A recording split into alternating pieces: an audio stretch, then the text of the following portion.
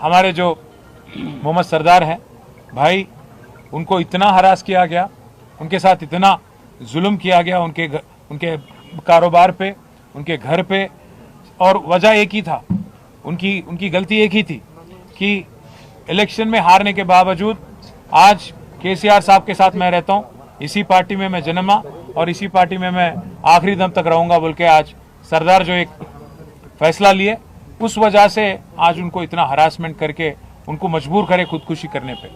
मैं यहाँ के जितने भी अफसर है जीएचएमसी के और बाकी अफसर है, मैं उनसे रिक्वेस्ट भी करना चाहता हूँ, सत्ता सरकार किसी एक का नहीं होता, हमेशा वो तो बदलते रहता। आप गलती मत करो, कांग्रेस वालों के दबाव में आके, कांग्रेस वालों के कोशिशों में आके, आप भी साजिशों में आके आप भी शामिल होके गलती मत करो। अगर गलती करेंगे तो 3 साल बाद फिर केसीआर की हुकूमत आती, केसीआर साहब की सरकार आती। हम लोग अभी हर चीज का हिसाब किताब रख रहे हैं, ये अच्छी बात नहीं है, क्योंकि अगर आप एक बोराबंडा आएंगे आज यहाँ पे कम से कम 100 ऐसे गली दिखेंगे आपको जिसमें आप बता भी नहीं पाएंगे कि कौन सी बिल्डिंग किसकी है और कौन कौन चीज क्या है। यहाँ पे नोटरी प्रॉपर्टीज काफी ज्यादा है। कोशिश हमने की थी नोटरी प्रॉपर्टीज के वास्ते, केसीआर साहब जब थे 1 लाख पट्टा तो हम दे दिए जीओ नंबर 58 के अंडर हैदराबाद में। साथ ही साथ हमने कोशिश शुरू कर दी थी कि धरनी के अंडर ये नोटरी प्रॉपर्टीज को भी रेगुलराइज किया जाए। अगर रेवंत रेड्डी को और कांग्रेस को गरीबों की तरफ उनको अगर कुछ हमदर्दी है, गरीबों के लिए कुछ उनके दिल में जगह है, तो आपको क्या करना चाहिए, ये सारे नोटरी प्रॉपर्टीज को आप रेगुलराइज करो जल्द से जल्द। ये नहीं कर रहे हो आप, उल्टा आप आके ये नोटरी है, ये ऐसा है वैसा है बोल के गरीब जो है, जो 2 लोग 3 लोग 4 लोग उनके फैमिली के साथ एक जगह रह रहे हैं, उसको आप तोड़ने की कोशिश कर रहे हो, उनके पेट पे मारने की कोशिश कर रहे हो। ये बिल्कुल गलत है।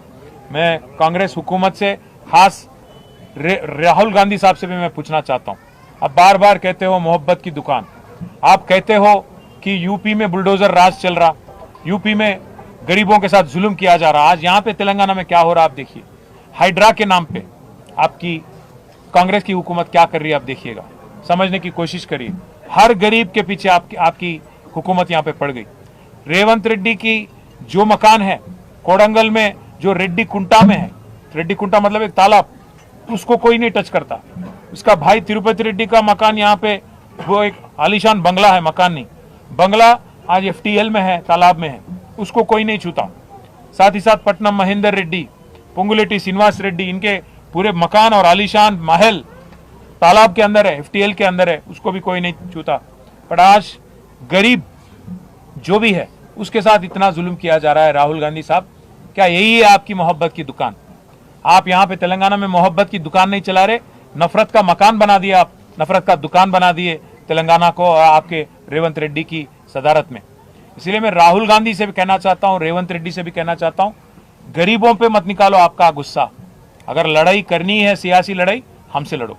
अगर जेल भेजना है, केस बनाना है, तो हम पे बनाओ। खाली पीली सरदार जैसे एक मासूम बच्चे पे जुल्म करके उसको आज खुदकुशी करने पे मजबूर करके आपको क्या मिल रहा? 2 छोटे छोटे बच्चे हैं सरदार के, उन फैमिली को आज मिलने के बाद हम सबके आंखों में आंसू आ गए। छोटे छोटे बच्चे, 2.5 साल का बच्चा, 1 साल का बच्चा, ऐसे बच्चों पे आजकल बाप नहीं, कल उनके बड़े होते होते तो क्या गुजरेंगी आप, समझने की कोशिश करो। मैं बस इतना ही कहूँगा कि सरदार की फैमिली जो है उनके साथ हम है। दोनों बच्चों के नाम पे आज 5-5 लाख रुपए का फिक्स डिपॉजिट भी हम करें, उनकी तालीम के वास्ते, आगे जाके उनकी फ्यूचर के वास्ते। और साथ ही साथ जो जुल्म किया गया उनके कारोबार को तोड़ के उनके घर पे भी आके, उसके लिए भी एक्स ग्रेशिया हम पार्टी की तरफ से हम ही देंगे। और सरदार की फैमिली हमारी फैमिली है, सरदार की फैमिली बीआरएस की फैमिली है, उनके साथ आखिरी दम तक रहेंगे, उनकी पूरी तरह से हिफाजत और देखभाल हम करेंगे। उनकी भाई, छोटे भाई इब्राहिम है, उनको भी हमने आज यकीन दिलाया कि आपके कारोबार के वास्ते हम सबके नंबर भी हम दे के आए वहाँ पे, श्रीनिवास यादव साहब के, श्रावण साहब के, हमारे श्रीनिवास रेड्डी एमएलसी साहब के, विष्णु भाई, सोहेल साहब, महमूद अली साहब, सबके नंबर दे के आए कि भाई कोई भी जरूरत है तो आप फोन करिएगा।